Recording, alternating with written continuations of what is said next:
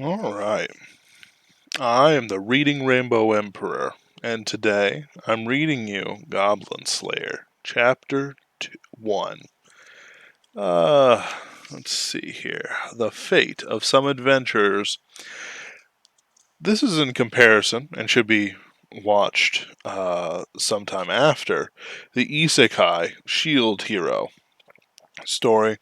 You see, this isn't a isekai story at all, and in fact, the author has to build his world, themes, and all the other good and delicious stuff I read novels for. Honestly, this is better than the manga or the anime. Honestly, not that I'm saying that there aren't some great combinations of things, but it's not so bad. Also, the translator's worth a damn. So that might change things, just a little bit. Anyway, once upon a time, in the days where stars shone far fewer in the sky than they do now, the gods of light and order and destiny vied with the dark gods of darkness and chaos and chance to see who would control the world. This struggle took place not in battle, but with the roll of the dice. Or, rather, many, many rolls. Again and again and again they rolled the dice.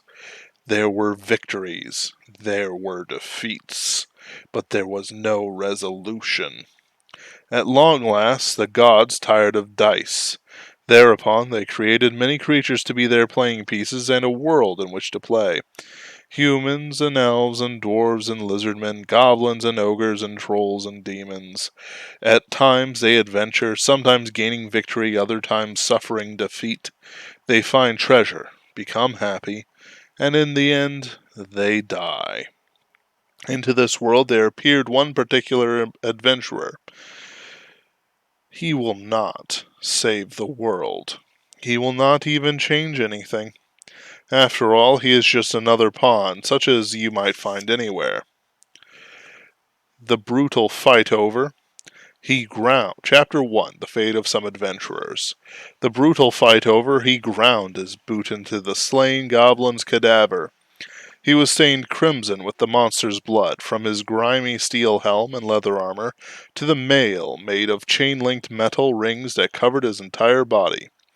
A small battered shield was fastened to his left arm, and in one hand he held a brightly burning torch. Heel braced against the creature's corpse, he reached down with his free hand and casually withdrew his sword from its skull. It was a cheap-looking blade, its length poorly conceived, and now it was drenched in goblin brains. Lying on the ground, an arrow in her shoulder, the young girl's thin frame shook with fear. Her sweet, classically lovely face, framed by long hair, almost a translucent gold, was scrunched up into a mess of tears and sweat. Her slim arms, her feet, her whole gorgeous body was clad in the vestments of a priestess. The sounding staff she clutched jangled, the rings hanging on it striking one another in time with the quaking of her hands. Who was this man before her? So strange was his appearance, the aura that cloaked him, that she imagined he might be a goblin himself, or perhaps something far worse, something she had no knowledge of yet. Who, who are you? She asked, pushing down her terror and pain. After a pause, the man answered, Goblin Slayer. A killer, not of dragons or vampires, but the lowliest of monsters. Goblins. Normally, the name might have seemed comically simple, but to the priestess, at that moment, it was anything but funny. You've heard this all before. The day an orphan raised in the temple turns 15, they become an adult and must choose their path. Will they remain in the temple as a servant of the goddess, or will they leave and try to make their way in the greater world? Priestess had chosen the latter, and a visit to the Adventurers Guild and how she had chosen to do it. The Adventurers Guild, created to support those courageous questing souls, was first formed, so it was said, by a handful of people who met one another in a bar. Unlike other workers' associations, the Adventurers Guild was less a labor union than an employment agency. In the ongoing war between the monsters and those who have language, adventurers were like mercenaries. No one would tolerate the experience of armed toughs if they were not managed carefully. Priestess stopped in her tracks, as the vast branch office that stood directly inside the town gates took her breath away. When she entered the lobby, she was taken aback to find it bustling with adventurers, even though it was still morning. These buildings boasted large inns and taverns, usually together, as well as a business office all in one. Really, this kind of clamor was the natural result of providing three services in one place. For every ordinary human in plate armor, there was an elven mage with staff and mantle. Here, there was a bearded, axe-wielding dwarf. There, one of the little meadow-dwelling folk known as Rheas. Priestess wound her way through the crowd, past males and females of every race and age imaginable, carrying every possible type of weapon, toward Guild Girl. The line snaked on, full of people who had come to take on or lodge a quest or to file a report. A spear-wielding adventurer was chatting with one covered in heavy armor. And how was the manticore in the pass? It wasn't much. If you want a big one, I think you'd better try the ruins or something. Fair enough, but you're never going to put food on table that way. Hey, I've heard there's an evil spirit making trouble up near the capital. Whoever goes there might be in for a nice payday, hey? Maybe I could handle it, if it's just some low-level demon. Priestess was brought up short no less than 3 times listening to their casual conversation, and each time she pulled her sounding staff close to herself to steel her resolve. Soon, I will also... She had no illusions that an adventurer's lot was an easy one. Priestess had seen firsthand the wounded return from the dungeon, coming to the temple begging for a healing miracle, and healing such people was precisely the creed of the Earth Mother. How could she shrink away then from putting herself in danger to do as she had been taught? She was an orphan, and the temple had saved her, and now it was her turn to repay that debt. Yes, and what brings you here today? The line had steadily moved along while the princess stood lost in thought, and now it was her turn. Wearing a gentle expression, Guild Girl attended her was a girl. Still young, older than Priestess. Her immaculate outfit was impeccably kept. Her light brown hair woven into braids. A quick glance around the hall left no doubt the guild's front desk would be a demanding place to work. That the receptionist showed none of the strained demeanor all too common among professional young women was perhaps a sign of how well she knew her job. Priestess felt a bit of her nervousness ebb. She swallowed and spoke up. I want to be an adventurer. Is that right?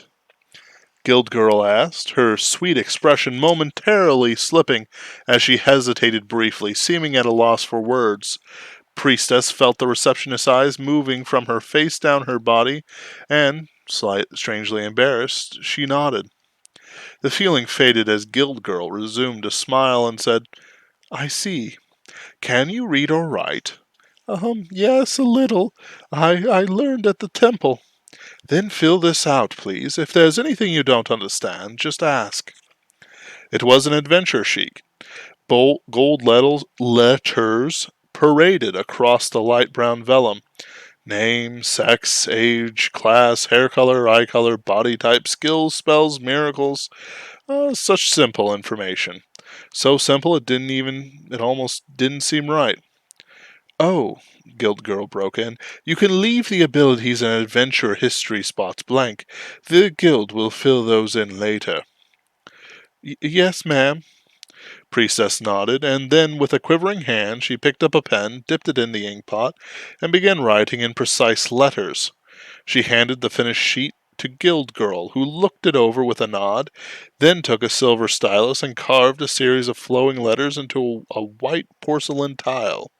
She passed the tile to Priestess, who discovered it bore the same information as her adventure sheet, and closely spaced letters.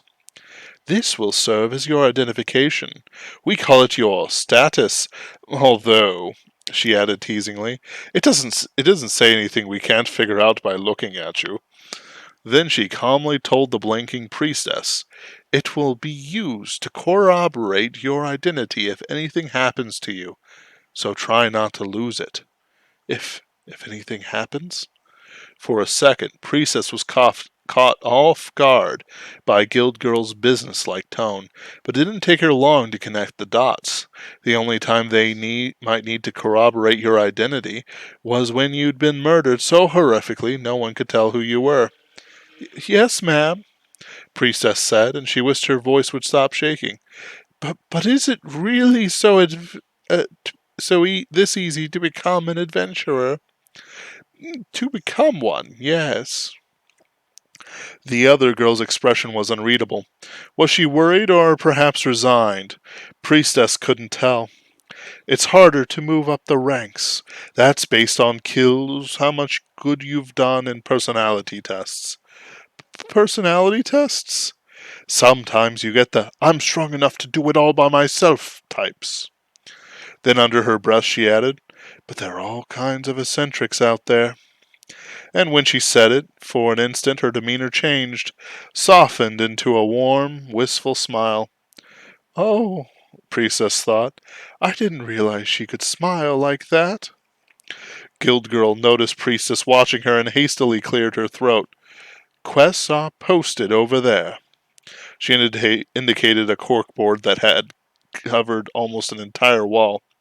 "Choose ones that are appropriate to your level, of course."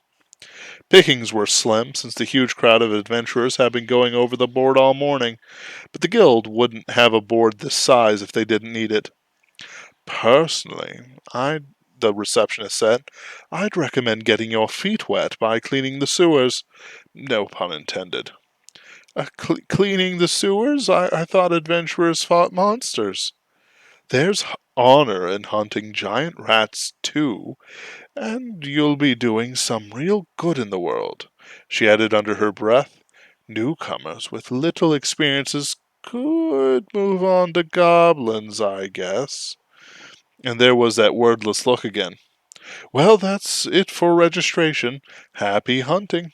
"Oh, thank you." The priestess ducked her head in gratitude and left the front desk. She hung the porcelain tablet around her neck and let out a breath she had been holding. She was a registered adventurer. It was just that simple. But what am I supposed to do now? Priestess carried only her staff, the symbol of her office, a bag with a change of clothes and a few coins. She had heard the second floor of the guild building was aimed at low-level adventurers. Maybe she should start by reserving a room, then see what kinds of quests were available. "Hey, want to go adventuring with us?" "What?" The unexpected invitation came from a young man with a sword at his hip and a shiny breastplate tied to his chest. Like Priestess, he had a brand new porcelain tablet around his neck. Tablets came in 10 varieties, indicating the rank of the wearer, from platinum at the top to the porcelain of the newly minted adventurers at the very bottom. "You're a priestess, right?" Yes, I am." "Perfect! Exactly what my party needs." Just past the young swordsman, she could now see 2 other girls. One wore a martial artist uniform, her hair in a bundle, and a confident look in her eye, while the other had a staff and glasses, wearing a cool gaze. A fighter and a wizard, she guessed. Warrior followed her glance and repeated, "My party," with a nod. "We're on an urgent quest, but I'd like at least one more person. How about you?" What do you mean by urgent?" "We're going to get rid of some goblins." "Goblins? Goblins had been living in caves near town since time immemorial, or so it was said. They were the weakest of the monsters, and sheer numbers were the only thing acting in their favor. They stood about as tall as a child, with strength and wits to match, and all that to distinguish them from a small human was their ability to see in the dark. They did all the usual monster things: threaten people, terrorize villages, kidnap maidens. They were weak, yes, but it was better to let sleeping goblins lie. The villagers had ignored the goblins at first, but then things changed. First, the crops they had stored up for winter disappeared, down to the last seed. The enraged townspeople mended the fences, then set patrols outside with torches in hand. The goblins promptly slipped past them. They stole the sheep, along with the shepherd's daughter and some womenfolk who came out to see what all the fuss is about. The villagers were quickly running out of options. They marshaled their meager resources and went to the guild, the Adventurers' Guild, where the adventurers gathered. Surely, posting a quest would bring someone to help. And Priestess stood with a finger to her lips, lost in thought, as the warrior reeled off his explanation. A good old-fashioned goblin hunt for her first adventure. Lots of people had done that, and she hadn't even needed to find the adventure. The adventure had found her. It had to be fate. She had never imagined she could do it all by herself anyway. Soloing as a cleric was suicide. She was going to need a party eventually. She was very worried about joining up with total strangers, but someone who had extended an invitation to her wasn't quite a total stranger, was he? No. True, no boy had ever invited her to do anything before, but there were two other girls there. So it should be fine, right? All right then, if you'll have me. She replied with a firm nod, and the warrior gave a whoop. Really? Awesome! Now, who's ready to go on an adventure? What? Just the four of you? Guild girl broke in. I'm sure if you wait a while, some other adventurers will show up. It didn't seem to bother Warrior, and that guild girl herself had felt the need to comment. It's just some goblins. I'm sure 4 people is plenty. He turned to his companions. Right. He sounded so sure, a cheerful smile on his face. Then he turned back to Guild Girl. Those captures maidens are waiting to be rescued. There's no time to lose. Seeing this, the young worker's face settled back into that unreadable expression while a profound and strange unease took hold deep in Priestess's heart. The torch flickered dishearteningly in the putrid breeze. The midday sun was blotted out by the darkness that filled the cave. At the opening, it was hard to see. Further in, it was almost black. The shadows of the jutting, rough-hewn rocks danced in time with the bobbing flames, sliding along with the walls like monsters in a fresco. 3 girls and 1 boy, covered in whatever poor pieces of armor they could find. In spotty formation, they picked their way nervously through the thick darkness. Warrior went on point, holding the torch. Their fighter was behind them. Wizard held the rear guard, and sandwiched in between the martial artist and the magician, third in line, was the young woman in priestess's robes, clutching her sounding staff anxiously as she walked. It was Wizard who suggested they travel in a line. So long as there were no branching paths, they wouldn't have to worry about an attack from behind. And if the adventurers in front held fast, those in behind would be safe, able to provide support from the back ranks. That was the plan, anyway. Is this really a good idea? Jumping right in. Priestess's murmur hardly sounded confident. If anything, she sounded considerably more concerned than she had been before they'd entered the cave. I mean, we don't know anything about these goblins. Sheesh, what a worrywart. I guess that's what you can expect from a priestess. Warrior's voice, a bit too bold in the emptiness of the cave, echoed until it disappeared. Even kids aren't afraid of goblins. Heck, I helped drive some out of my village once. Oh, stop, Fighter said. Killing a few goblins is nothing special. You're embarrassing yourself, and, she added in a disagreeable but low voice, you didn't even kill them. I didn't say I did, Warrior responded with a pout. Fighter gave an annoyed but somehow affectionate sigh. They might chop this loser into lunch meat, but I'll send them flying, don't worry. Loser? That hurts. The torchlight shone on Warrior's dejected face, but the next moment he was gleefully hoisting his sword. Hey, the four of us, we could handle a dragon if we had to. My, aren't we eager? Wizard muttered, causing Fighter to giggle. The group's echoing voices mingled in the cavern. Priestess kept silent, as if afraid talking would attract something from the darkness. But I do hope to hunt a dragon someday, Wizard said. Don't you? Priestess' wordless smile seemed to agree with Wizard and the nodding warrior, but the darkness hid an expression as ambiguous as Guild Girl's. Do we really? She asked herself, but she dared not voice her doubts, even as the unease built into a storm within her. The four of us could, he said, but how could he so completely trust people he'd hardly known 2 whole days? Priestess knew these weren't bad people, but... Are you sure we shouldn't have prepared a little more? She pressed. We don't even have any potions. We don't have any money either.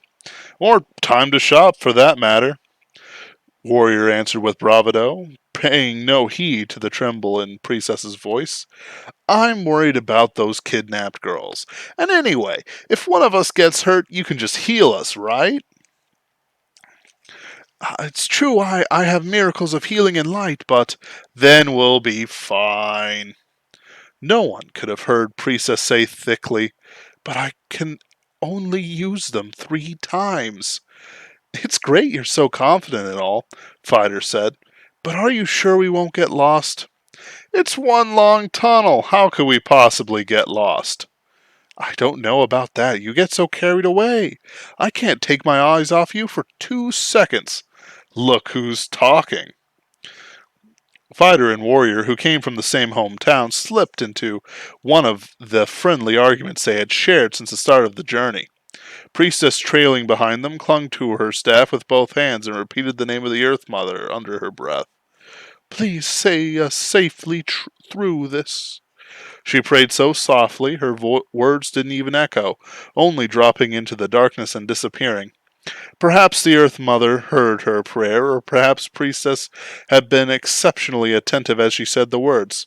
Come on, hurry up, keep up the line, Wizard chided her. Oh, right, sorry. It was Priestess who noticed it first. She was just walking by Wizard, who had overtaken her while she was praying, when she heard it, a scuttling sound like a rolling pebble. Priestess gave a start. Again? What is it this time? Wizard asked in annoyance as she once more overtook Priestess, who stood quivering in place. Wizard had graduated top of her class from the academy in the capital where she had learned her spells, and she was not very fond of priestesses. The skittish little girl in their party had made an abysmal first impression since entering the cave.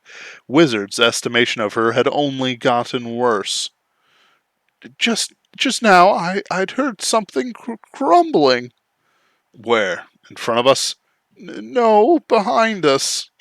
Oh, please. This wasn't caution, it was cowardice. This priestess didn't have the guts to take her life in her hands the way an adventurer needed to.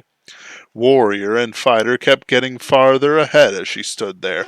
Caught up in their banter, the two of them never looked back. An ever more distant light behind them and only deepening darkness before, Wizard heaved a sigh.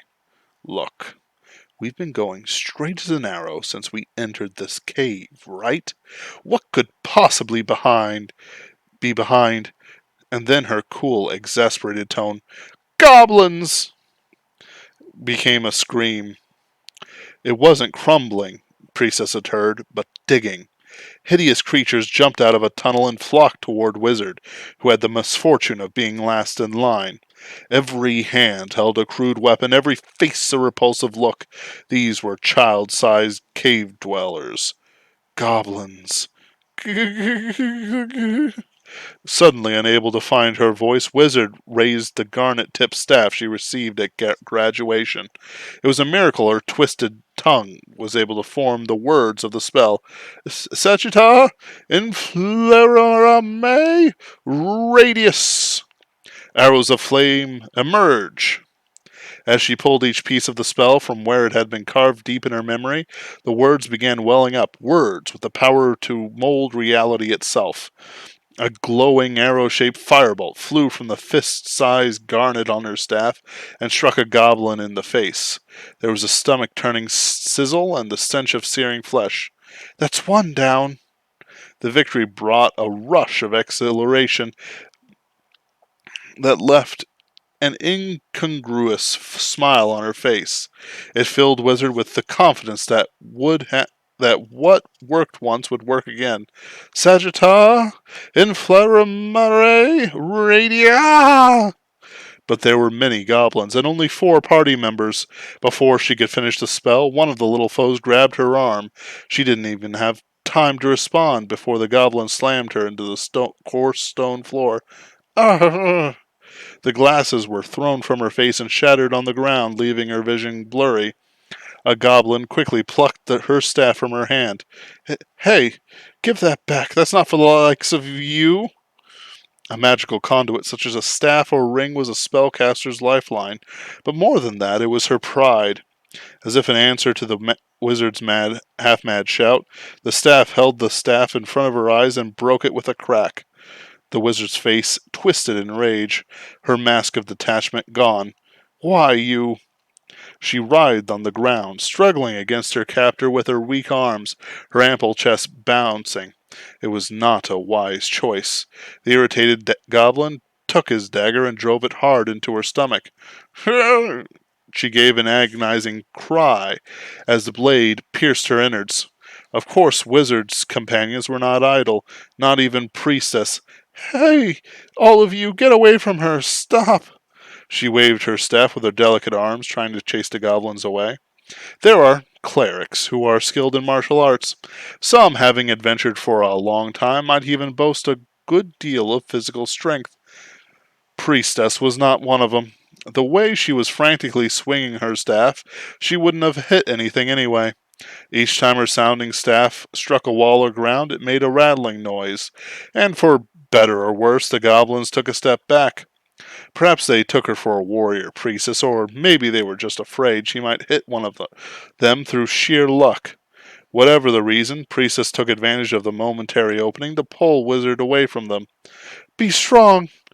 Priestess shouted, almost shaking Wizard. "Hang on!" But there was no answer. Priestess's hands came away soaked with blood. The rusty blade was still buried in Wizard's abdomen, the cruel tear revealing her ravaged entrails. Priestess felt her throat close at the awful sight, her breath coming in a strained squeak. Ah, But Wizard was alive, twitching and convulsing, but alive. There was still time. There had to be. Priestess bit hard on her lip.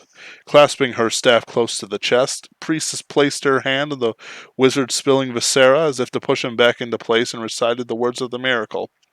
"O Earth Mother, bounding in mercy, lay your revered hand upon this child." Magic spells can affect the rational workings of the world, but minor heal is a genuine, divine intervention. As the prayer took hold, Priestess's palm began glowing with a soft light that floated over to Wizard. As the light began to bubble away, Wizard's ruined stomach gradually stitched itself back together. Of course, the goblins were not the kind to just stand by and let this happen. "Damn you, filthy goblins! How dare you do this to everyone?"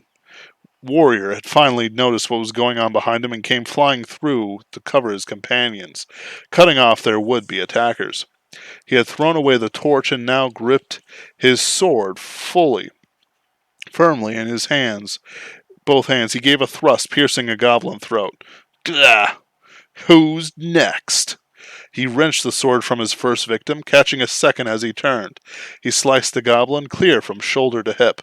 Through a geyser of goblin blood, Warrior gave a great shout, drunk with bloodlust. Well, what's wrong? Come and get me. Warrior was the second son of a farmer, and since his youth he had dreamed of becoming a knight. How one might go about becoming a knight he did not know, but he was certain strength was a prerequisite. The knights in bedtime stories he'd heard were always vanquishing monsters, thwarting evil, and saving the world. Here in this cave, striking down the goblins, saving helpless maidens, and protecting his friends, he saw himself a knight at last. The thought brought a smile to his face. Power coursed through his hands, his blood pounded in his ears. Everything narrowed until he could only see the enemy before him. Wait! You can't handle them alone! He was not yet a real knight. Even as Fire's voice reached him, Warrior found one of the goblin's worn swords buried in his thigh. Ugh, why, you... It was the goblin he had cut across the chest. Warrior's blood-dulled blade had not been enough to make a killing blow. Thrown out of his fighting posture, Warrior dealt a second blow to this goblin, and this time it died without so much as a gurgle. But a moment later, another monster was leaping up behind him. Take this! He made to counter with his sword, but it struck the cave wall with a blunt thud. It was the last move he would ever make. The torch he had dropped on the ground spluttered and died, and in the darkness that pressed in suddenly around him, he was amazed how loudly his scream echoed. With no pedigree and no money, Warrior had been unable to afford a shield or helm. He had only his thin chest armor to protect him. He had no way to save himself from the goblin's vicious blows. No, it can't be! Fighter had failed to reach the enemy in time. As she watched the young man she thought so fondly of die, she went pale and stood stock still. It was all she could do to form her two trembling hands into fists and take a fighting stance. You two run! But... Priestess protested weakly, but she knew it was useless. Despite the ministrations of Minor Heel, Wizard in her arms was barely responsive, her breath coming in short, shallow gasps. The horde of goblins was creeping closer, fixed on its remaining prey. They were still cautious of Fighter, but they would be upon her before long. Priestess looked at Wizard and Fighter, and then she stared in horror at the goblins still abusing the body of fallen warrior. Seeing that her companion still hadn't moved, Fighter gave a click of her tongue. Then she let out a loud, clear yell, charging into the crowd of monsters. Hi-ya! Her fists and feet were limber and quick. Her own father had trained her before he died, and she showed the very essence of his art. She would not die here. Her father's art could not lose to such a pitiful foes. So long as I live, I will never forgive them for killing that boy. Heart and mind bore out her training as she drove her fist into a goblin's solar plexus. She pushed her enemy to the side as he fell vomiting to the floor, and then caught him with a single knife-hand strike to the neck as she spun. Critical hit. The immense blow to the neck left the goblin's head leaning at an impossible angle as it collapsed. At the same moment, she stepped into the space left by his body and used the momentum to throw an arcing kick into the air in front of her. Her tightly controlled roundhouse caught two more goblins, killing them before they hit the ground. What? But a third goblin easily caught her leg and trapped her ankle. Fighter's face paled as he began to squeeze. Goblins were supposed to be the size of children, weren't they? The creature whose rancid breath washed over her as it strained itself was giant. She was not a small girl, and even she had to raise her head to look this enemy in the eye. The pain from her foot grew worse and worse until it wrenched a cry from her lips. Let me go! Fighter's leg still in the grip, the goblin casually rammed her up against a wall. There was a distant, dry sound of something cracking. Fighter passed out without so much of a whisper, so she was unaware as the goblin whipped her around and slammed her against the opposite wall. She came to with a sound barely human, her vomit tinged with blood as she was thrown to the ground. Then the rest of the horde fell on her. The goblins beat Fighter with their clubs, deaf to her cry, until her clothes were ripped and fell away with relentless flailing. The goblins showed as much mercy to the invading adventurers as the party intended to show to them. Racked by her horrific ideal, Fighter gave a high, piercing scream, but within it, Priestess was sure she could make out the words, "Run! Hurry! I'm sorry!" Closing her ears to the echoes in the caverns of the goblins violating her companion, Priestess hefted Wizard, and began a stumbling retreat. "Run, run, run! Trip, then catch yourself and run even harder!" Through the dark she went, slipping on every stone but never stopping. I'm sorry, please forgive me." The words fell out of her in ragged gasps. There was no light any more. She knew they were being chased deeper and deeper into the cave, but what could she do? Ha ha ha. Footsteps of the goblins, drawing near with every echo, were what terrified her most. Stopping now would be foolish, and she couldn't head back in the way she came. Even if she could, she wouldn't have seen anything for the gloom. Now she understood the goblin receptionist's ambiguous expression. Yes, goblins were weak. Their party of eager adventurers, their warrior, their wizard, their fighter, had known that. Goblins were about as large and as smart and strong as a human child, just as they heard. But what happened when children took up weapons, plotted evil, sought to kill, and traveled in packs 10 strong? They hadn't even considered it. Their party was weak, inexperienced, unfamiliar with combat, had no money nor luck, and most importantly, they were overwhelmingly outnumbered. It was a common mistake, the kind you hear about all the time. Oh! Priestess' long sleeves finally got tangled up in her legs, and she fell gracelessly to the ground. Her face and hands received liberal scrapes, but much worse, she lost her grip on Wizard. Priestess rushed to pull her back up, a girl she hadn't even known a few days before. I'm sorry, are you all right? Instead of an answer, blood spittle bubbled from Wizard's mouth. Priestess had been so focused on running that she hadn't noticed Wizard begin to tremble violently. It felt as if Wizard's entire body were on fire, sweat soaking her thick cape. Why? Priestess aimed the question directly to herself. Had her prayer not reached the goddess? Beset by worry, Priestess used precious time to work off Wizard's outer garments and check the wound. But the miracle had worked as intended. Wizard's abdomen was blood-soaked but smooth. The wound was gone. In times like this, what should I? Her mind was blank. She knew a bit of emergency first aid, and she could still use her miracles, but would another miracle really help? Was there something else she should try?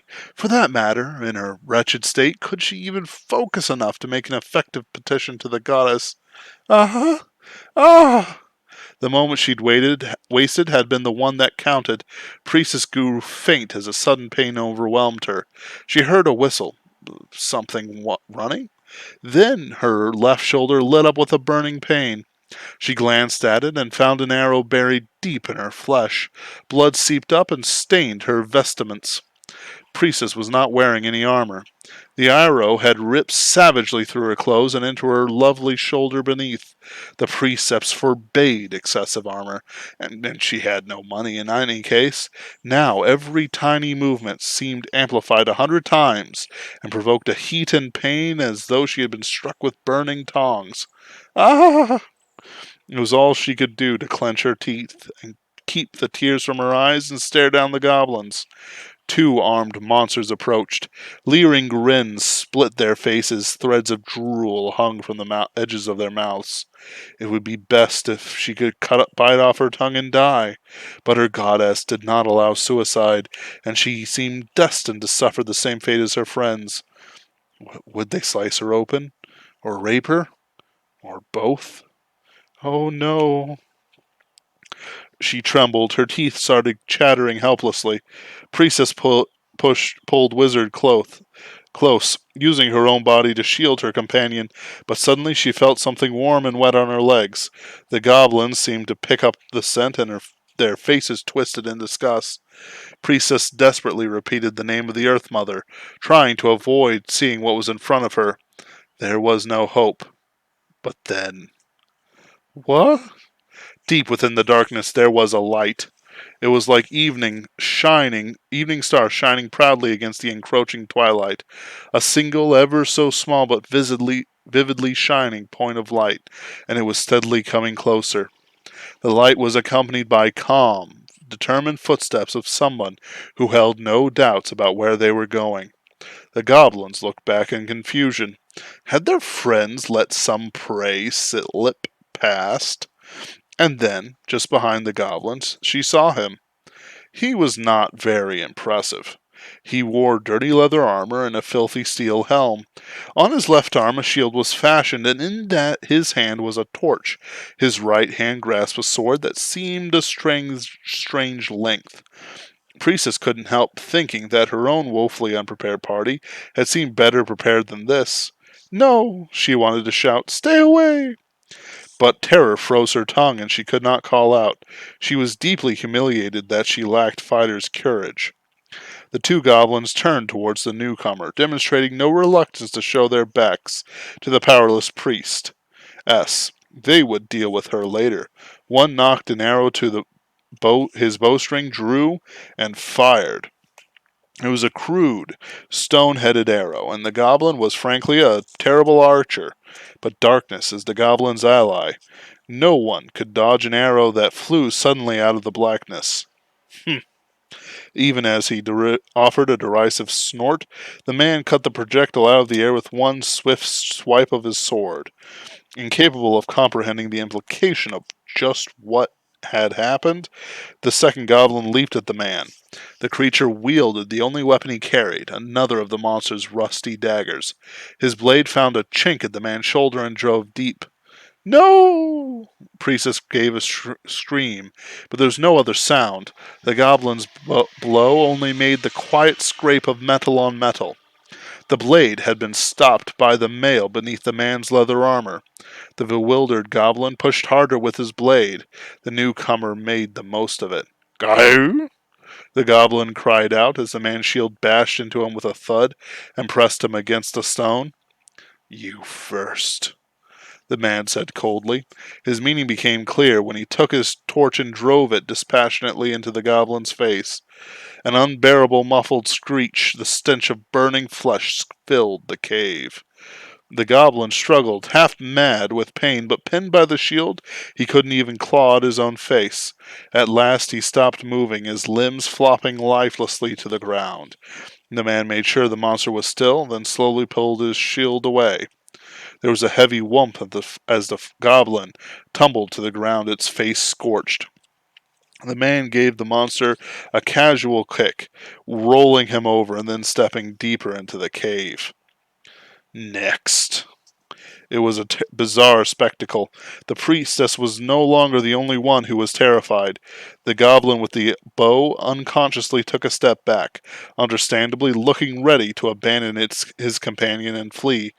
Courage, after all, is the last word anyone associates with goblins. But now Priestess was behind it. She exhaled sharply, and this time she was able to move. She may have had an arrow in her shoulder, a goblin in front of her legs giving out beneath her, and her unconscious companion weighing her down. But she moved. With her free arm, Priestess thrust her sounding staff at the goblin.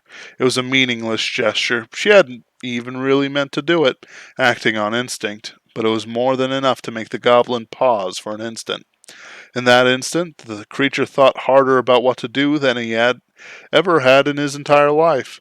But before he could reach a decision, his half-formed answer was slammed into the stone wall, propelled by the sword of the armored warrior who had thrown through him. Half the goblins had remained on the wall, the other half, with the rest of them, collapsed on the ground. That's two. The brutal fight over, he ground his boot into the slain goblin's cadaver. He was stained crimson with the monster's blood, from his grimy steel helm and leather armor to the mail made of chain-linked metal rings that covered his entire body. A small, battered shield was fastened to his left arm, and in one hand he held a brightly burning torch. Heel braced against the creature's corpse, and he reached down with his free hand and withdrew his sword from the skull. It was a cheap-looking blade, its length poorly conceived, and now it was drenched in the goblin's brains. Lying on the ground, an arrow in her shoulder, the young girl's thin frame shook with fear.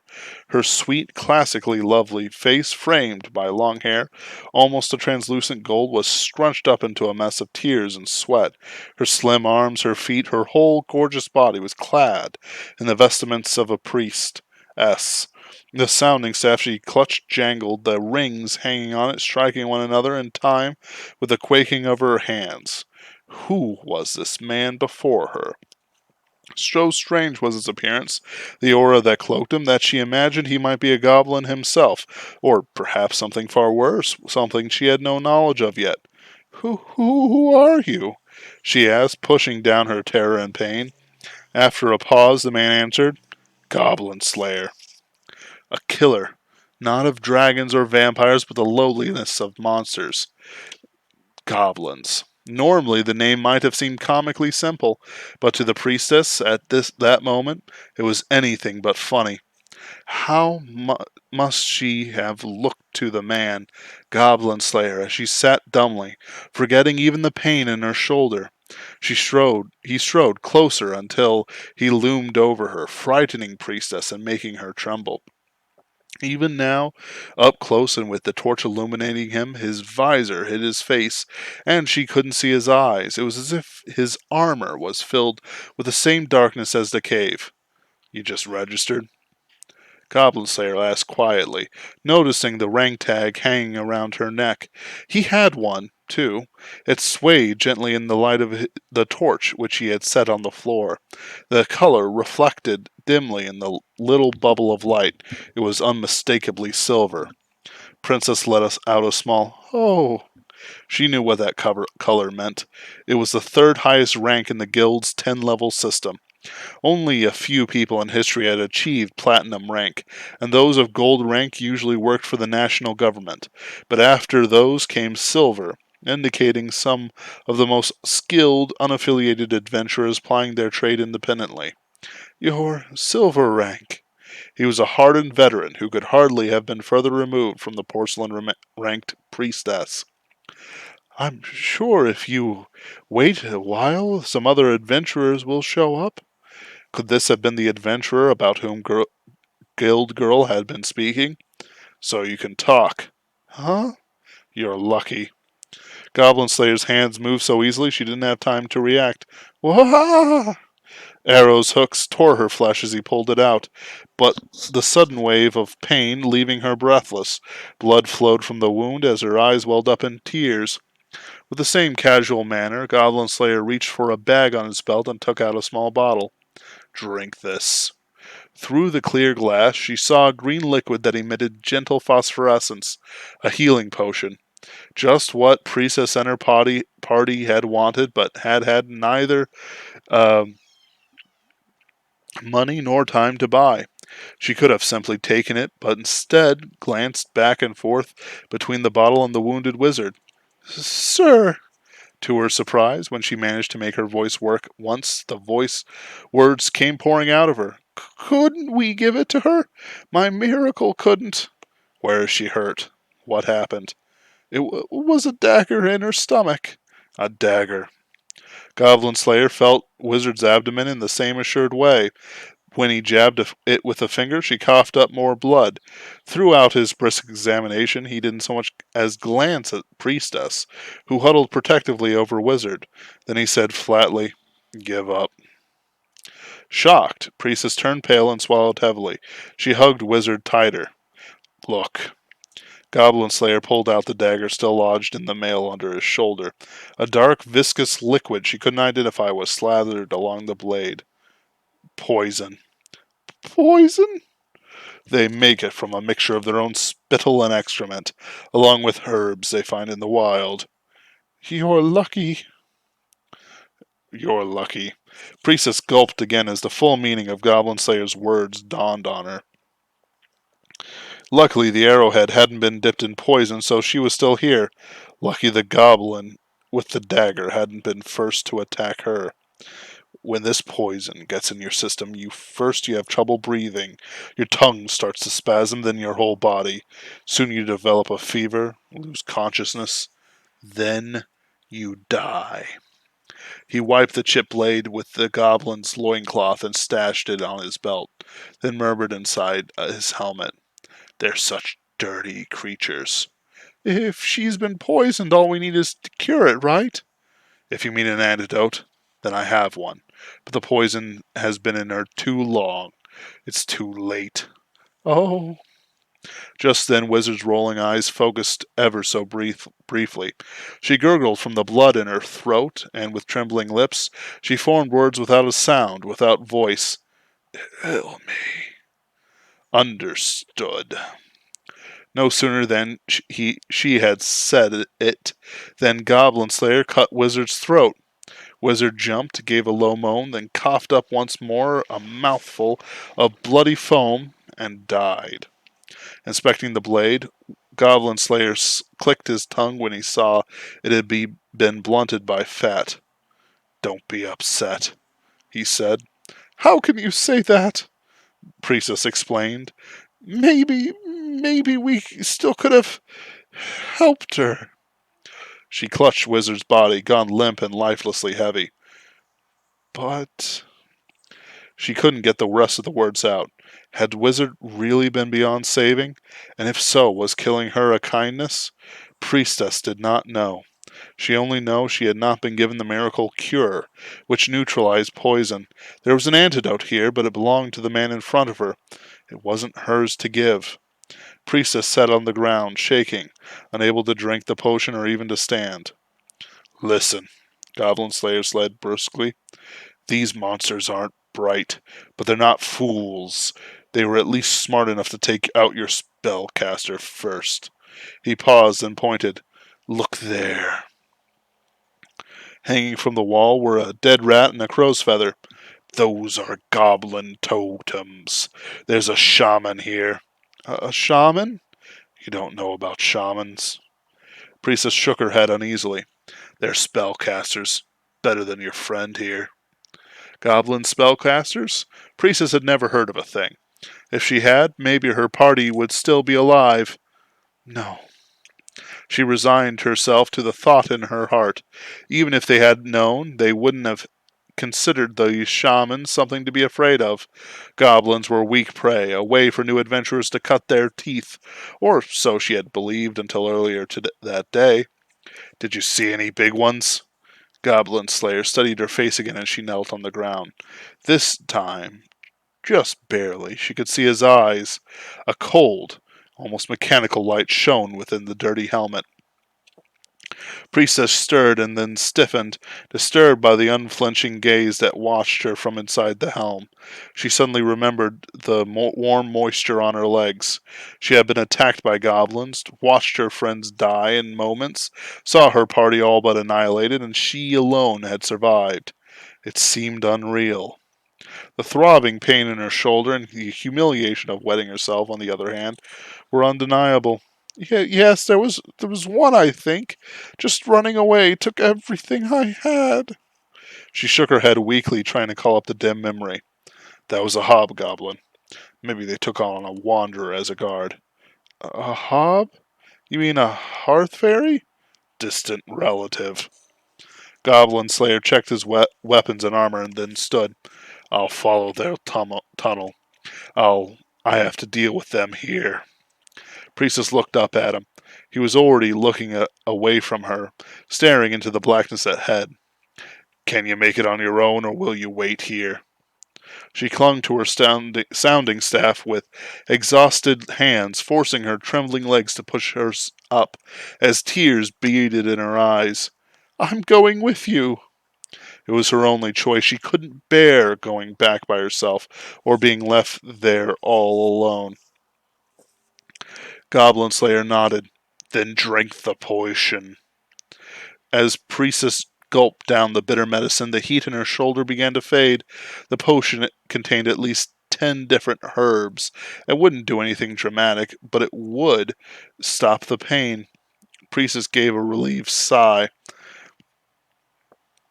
It was the first time she had ever drunk a potion. Goblin Slayer watched her down the last of it. "All right," he said, and he set off into the murk.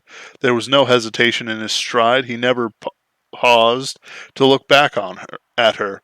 She scurried to keep up with him, afraid of being left behind. As they went, she cast a glance back at the still, silent wizard. There was nothing Priestess could say. Biting her lip, she bowed her head deeper and vowed to come back for her friend. Somehow, they didn't encounter any goblins on the short track to the tunnel. They did, however, find awful chunks of meat scattered about. Perhaps it had once been human. There was no way to know. There was enough blood in the small cavern to choke on, and its smell mixed with the thick odor of scattered viscera. Priestess spotted the body of Warrior and reflexively fell on her knees and vomited. It seemed like her last meal of bread and wine had happened years ago. For that matter, it might have been an eon since Warrior had invited her on this adventure. 9. Goblin Slayer nodded. He had been counting goblin corpses, unperturbed by the scene around them. Judging from the scale of the nest, there's probably less than half left. He took a sword and dagger from Warrior's body, then hung them on his own belt. He checked the goblin's other victims as well, but found nothing that satisfied him. Priestess wiped her mouth, gave him a reproving look, but he didn't pause. "How many of you were there?" "What?" Guild Girl only said some amateurs had gone goblin hunting. "There were 4 of us. Oh!" She accidentally shouted, wiping furiously at her mouth with both hands. "My other party member!" How could she have forgotten? She didn't see Fighter's body. Fighter, who had sacrificed herself, suffering unspeakable things to save the others, was nowhere to be found. A girl? Yes. Goblin Slayer held the torch close and carefully searched the floor of the cave. There were fresh footprints, blood, a dirty liquid, and a track like something had been dragged along the ground. It seems they took her deeper in. I can't say if she's alive or not, he said, fingering several long strands of hair to which scraps of skin still clung. Priestess nearly jumped up. "Then we have to save her." But Goblin Slayer didn't answer. He lit a new torch, then tossed the old one into a side tunnel. Goblins have excellent night vision. Keep it lit. Dark is our enemy. Listen. She obeyed, straining her ears for any sound. From the blackness beyond the flame of the torch, there were footsteps. Slap, slap, slap. A goblin, probably coming to investigate the light from the torch. Goblin Slayer took one of the daggers from his belt and flung it into the darkness. There was a harsh sound as it pierced something. The body of a goblin rolled into the dim torchlight. The moment he saw it, Goblin Slayer leaped forward and drove his sword through the creature's heart. The goblin died without a sound, for the dagger had run through its throat. The whole thing happened almost too quickly to track. 10. Goblin Slayer added to his count. Priestess peered into the tunnel and asked, "Can you see in the dark too?" "Hardly."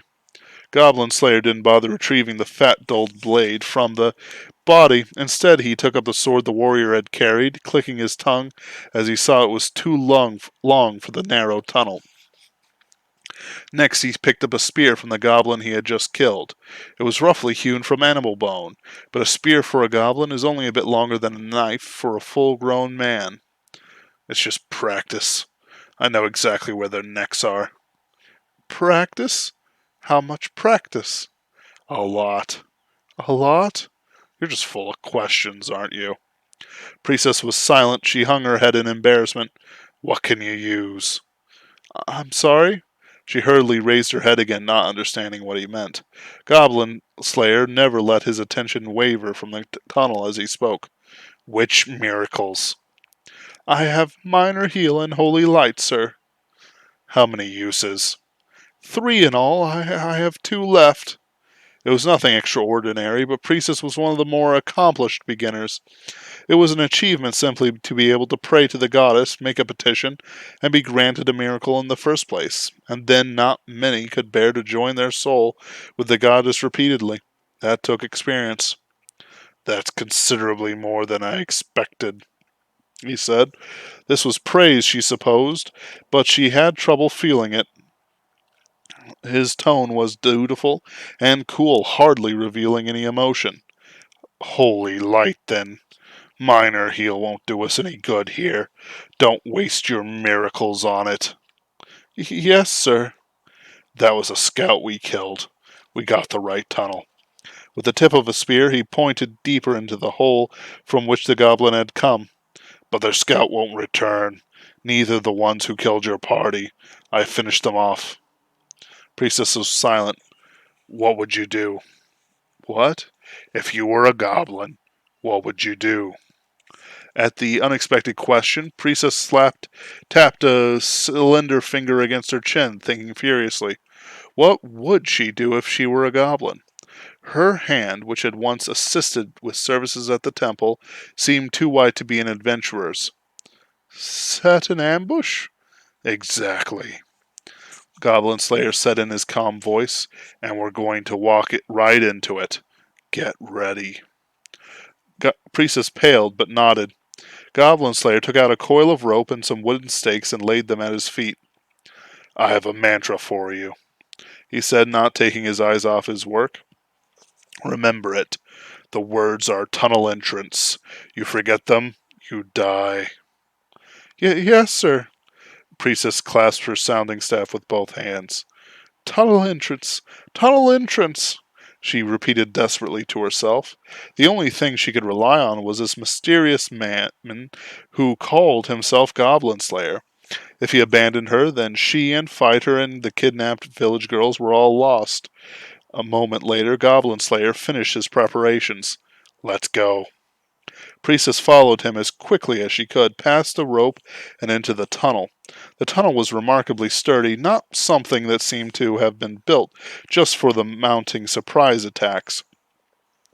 With each step, dirt fell from tree roots that had excuse me, pushed through the ceiling, but there didn't seem to be any danger of collapse. Gradual downward slope made Priestess uneasy, however. Humans didn't belong here. She should have seen it from the start, now that she had realized it was too late.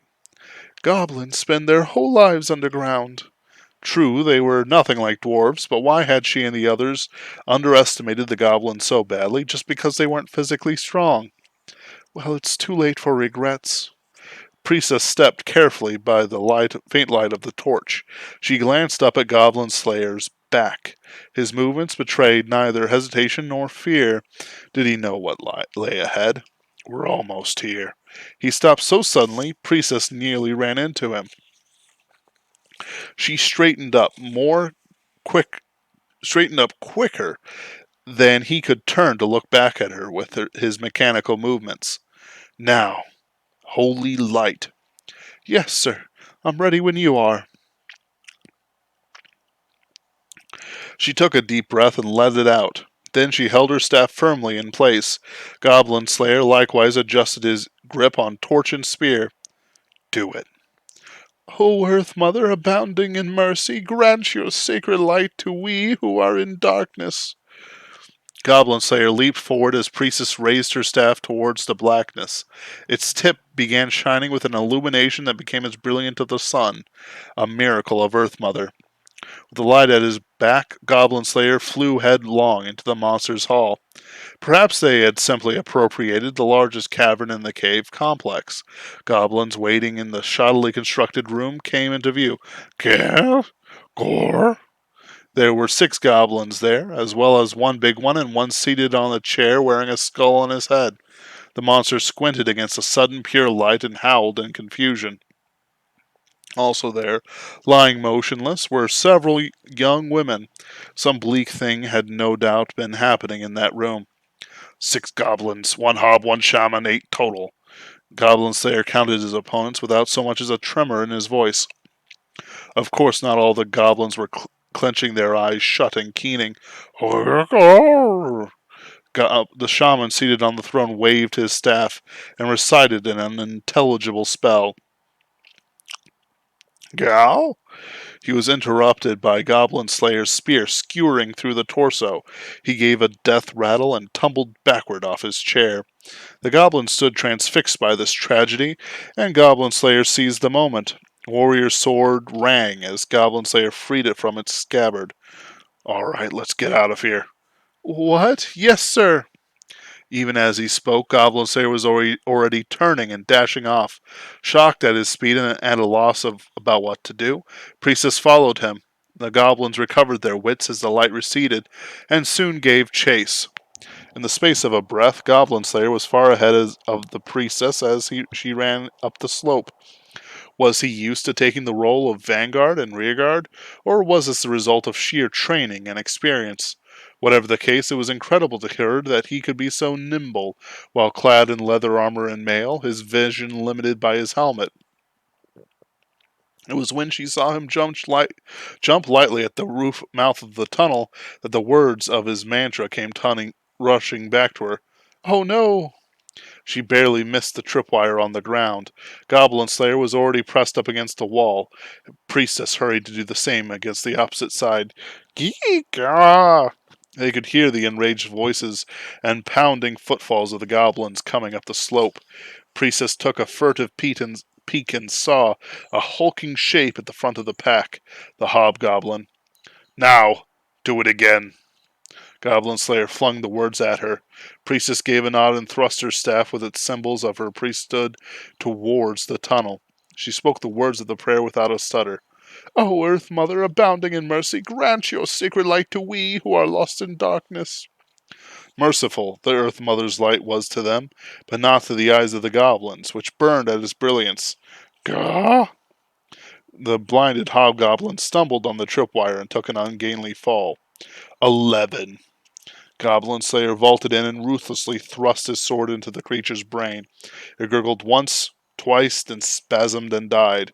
Here come the others, the priestess called. She was out of miracles, and the repeating soul-effacing ritual had left her enervated, her face bloodless from exertion. I know. Goblin Slayer whipped out a bottle from his bag and threw it against the hobgoblin's body. It shattered, releasing a thick black substance from inside. The cloying smell made Priestess think perhaps it was some unfamiliar poison. See you in hell. Goblin Slayer kicked the drenched body into the tunnel. The oncoming goblins, caught off guard by the hunk of meat rolling towards them, slammed their swords into it. It was an instinctive reaction. When they realized it was their guardian they had stabbed, they panicked. Goblins struggled to extract their weapons, buried deep in the hobgoblin's flesh, and now covered in the black substance. 12, 13. They were too late. Goblin Slayer threw the torch into the tunnel with them. There was a whoosh as the hobgoblin's corpse went up in flames, taking their 2 pursuers with it. Gah! The screeching goblins flailed on the ground, burning as they rolled all the way back to the bottom of the slope. Priestess choked on the smell of roasting meat that floated up to her. What was that? Some call it Medea's oil, others petroleum. It's gasoline.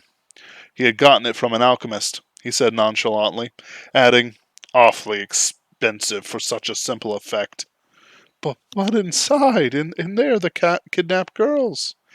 The fire won't spread far with just a few bodies to feed on. If those girls are still alive, this isn't going to kill them. And we're not out of goblins yet, causing Priestess to bite her lip again. Are you going back in, then? No, when they can't breathe anymore, they'll come out on their own. Goblin Slayer's sword was lost now, stuck in a burning hobgoblin corpse at the bottom of the tunnel. He probably wasn't eager to fight with a brain-soaked blade anyway. He picked up the weapon the hobgoblin had dropped, a stone axe. It was just a rock tied to a stick, rough in every sense of the word, but then that made it easy to use too. Goblin Slayer swung the axe repeatedly through the air, testing it, and found he could wield it easily with one hand. Satisfied, he reached into his bag and pulled out another torch. Here, Priestess said, offering a flint, but Goblin Slayer hardly looked at her. These beasts never think someone might set an ambush for them. She was silent. Don't worry. He swung the axe carefully in coordinated strokes, landing each blow on the flint. It'll be over soon. He dealt with each of the goblins as they emerged from the flame and smoke. One tripped on the rope and found his head split open. The second hopped over the rope but was laid low by the waiting axe. The third was the same. The axe wouldn't come out of his cheekbone of the fourth creature, so Goblin Slayer took the monster's club instead. That's 17. We're going in. Yes, sir. Priestess rushed to keep up with Goblin Slayer as he dove into the roiling smoke. Hall was in a terrible sight. The hobgoblin was burned beyond recognition, his companions little better. The shaman lay with the spear still through its body, and the girls were lying in filth on the floor. As Goblin Slayer had predicted, the smoke floated above them. But to survive is not always a blessing, something Priestess realized when she picked out Fighter's body among them. Nothing was left in the priestess's stomach. She brought up only bile, bitter and burning in her throat, and she felt tears welling in her eyes again. Well, then. While the priestess was vomiting, Goblin Slayer had stamped out the flames, running along the gasoline on the floor. He strode over to the speared shaman. The goblin looked surprised by its own death. It lay completely still. The image of Goblin Slayer standing over him was reflected in those glassy eyes. I thought so, Goblin Slayer said, immediately raising his club. Gee! As the startled shaman jumped up, the club came down, and then he was dead for good. Shaking the splattered brains off his club, Goblin Slayer muttered, 18. The high-level ones are tough. Goblin Slayer began to kick violently at the throne, now vacant in every sense. Priestess heaved again and she saw it was made of human bones. Typical goblin trick. Look. What? Priestess wiped her eyes and mouth as she raised her head. Behind the throne hung one of the rotten wooden boards the goblin used in place of doors. A hidden store, or was that all it was? Priestess gripped her staff at the clattering sound from within. You were lucky. As Goblin Slayer pulled the board aside, there were several high-pitched screams. Along with a stash of plunder, 4 terrified goblin children crouched inside. These creatures multiply quickly. If your party had come any later, there would have been 50 of them, and they would have been attacked en masse. At the thought of it, of what would have happened to her and everyone, Priestess shivered. She imagined dozens of goblins taking her, bearing half-breed goblin children. Looking down at their cowering forms, Goblin Slayer adjusted his grip on the club. You'll kill the children too?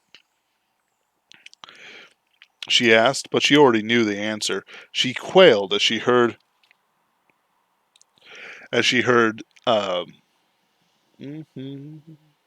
the flat tone of her own voice. Had her heart, her emotions been numbed by the onslaught of reality? She wanted it to be true, just this once. Of course I will. He must have seen this many times before. She knew he called himself Goblin Slayer for a reason. We've destroyed their nest. They'll never forget that, let alone forgive it. And the survivors of a nest learn, become smarter. As he spoke, he casually raised a club, still covered in the shaman's brains.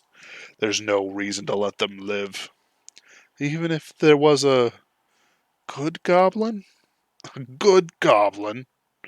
He exhaled in a way that suggested he was truly mystified by the idea. There might be if we looked, but... He said nothing for a long moment, then he spoke. The only good goblins are the ones that never come out of their holes. He took a step. This will make 22. It's a common story, heard all the time. A village attacked by goblins, some maidens are kidnapped, some rookies decide they're going to get rid of the goblins for their first quest, but their goblins are too much and the whole party is slaughtered. Or maybe just one makes it out and saves the girls too. During captivity, the girls have been forced to serve as the goblins' playthings. In despair, they take shelter at the temple. The lone survivor slowly slips away from the world and never leaves home again. In this world, these sort of things are an everyday occurrence, as common as the sunrise. Or are they? Priestess wasn't sure. Do these life-shattering events really happen all the time? And if they do, could she, knowing them firsthand, go on believing in the Earth Mother? In the end, there were only two things of which she was certain: that she would continue on as an adventurer, and that Goblin Slayer had exterminated every goblin in that nest. But then, that too is no more than another often told tale. Whew! So,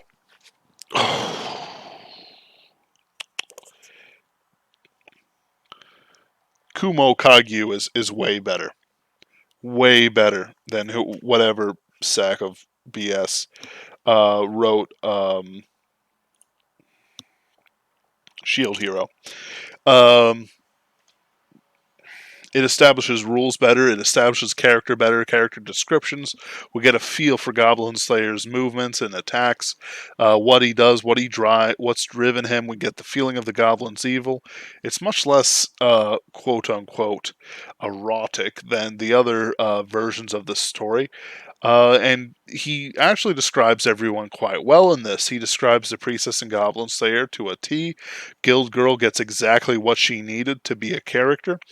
The ponytail, and the three expendables, the warrior, the fighter, and the wizard, all have enough description to, matter, but honestly, they don't matter, and we knew they wouldn't matter. Um, it's one of those things like you can't spend time and effort on dead men, especially when, they're not going to last that long, which is a sad state of affairs. Now, I do recommend Goblin Slayer to read. It's a much better quality than any other light novel of this modern generation that I've read. And I think the quality of what I read out of one chapter, and all the chapters except for the intermissions are similar, compared to the chapter of Shield Hero, which is the second chapter, because the first chapter is so short it's not worth reading.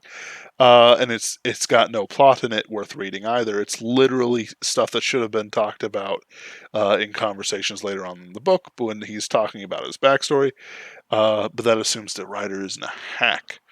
Um, yeah, I hope you enjoyed this long form reading of one chapter of Goblin Slayer. I certainly enjoyed it, but my voice is now shot. Or my throat is. I kind of throat spoke too much. Please like, comment, and subscribe if you enjoyed. Do check out my Fiverr services. And I thank you once again. You're all wonderful. Have a good evening.